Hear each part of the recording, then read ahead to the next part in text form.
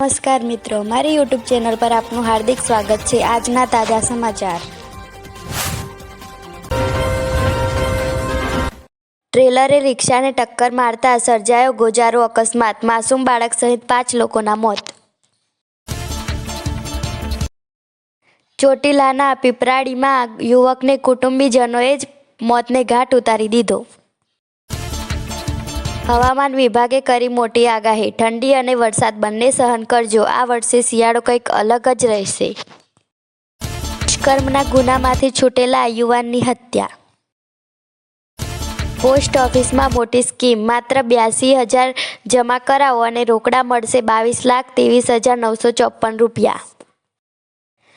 આજકાલ દરેક વ્યક્તિ ઈચ્છે છે કે તેમને પૈસા સુરક્ષિત રહે અને પોસ્ટ ઓફિસ સ્કીમ તમારા માટે એક વિકલ્પ બની શકે છે, જે તમારા પૈસાને સુરક્ષિત રાખીને સારું વળતર આપે છે। જો તમે દર વર્ષે 82,000 જમા કરો છો તો 15 વર્ષમાં આ રકમ પહોંચી શકે છે 22,23,954 પર। પોસ્ટ ઓફિસ યોજનાનો સરકાર દ્વારા ચલાવવામાં આવે છે, જેના કારણે તમારા પૈસા સંપૂર્ણપણે સુરક્ષિત છે અને તમને નિશ્ચિત વળતર મળે છે। અન્ય બચત યોજનાઓ કરતાં પણ આ યોજના ખાસ કરીને એવા લોકો માટે યોગ્ય છે કે જેઓ કોઈપણ જોખમ વિના તેમના નાણાં વધારવા માંગે છે। સુરતમાં મુંબઈ અને અમદાવાદ નેશનલ હાઈવે પર એક સાથે 5 વાહનોને નડ્યો અકસ્માત। વૃદ્ધા પર રેપ બાદ હત્યા કરી લૂંટ ચલાવી। આણંદમાં 2 યુવકોએ વૃદ્ધા પર દુષ્કર્મ ગુજાર્યો બાદ ગળું દબાવી હત્યા કરી 50,000નો મુદ્દામાલ લૂંટી લીધો। વ્યવસાય કરવા 50,000ની સહાય। પ્રધાનમંત્રી સ્વાનિધિ યોજના હવે ડિસેમ્બર 2024 સુધી લંબાવવામાં આવી છે। અગાઉ તેની છેલ્લી તારીખ 31 માર્ચ 2023 હતી। આ યોજના હેઠળ નાના વેપારીઓ અને સ્ટ્રીટ વેન્ડર્સને લોન આપવામાં આવે છે। નાણાં મંત્રાલય ટ્વિટર પર આ માહિતી આપી છે। જો કોઈ શહેરી વિક્રેતા, મજૂર અને કોઈ અન્ય નાગરિકે કરિયાણા, રેડીમેડ અથવા તો ફળની દુકાન ખોલવા માંગે છે તો તેવા વ્યક્તિને આ યોજના હેઠળ લોનની રકમ આપવામાં આવે છે। જો તમે પણ આ યોજનામાં અરજી કરવા માંગતા હો તો જરૂરી ડોક્યુમેન્ટ સાથે અરજી કરવાની રહેશે। આ યોજનામાં ગરીબ પરિવાર અને ગેરંટી વગર લોન આપવામાં આવે છે। પીએમ સ્વાનિધિ યોજના હેઠળ 50,000 રૂપિયા સુધીની લોનની રકમ મળે છે।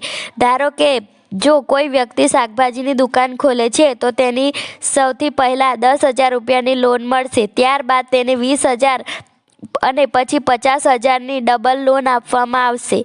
જો કે એ રકમ ભરપાઈ કર્યા પછી સરકાર દ્વારા બીજી લોન આપવામાં આવે છે।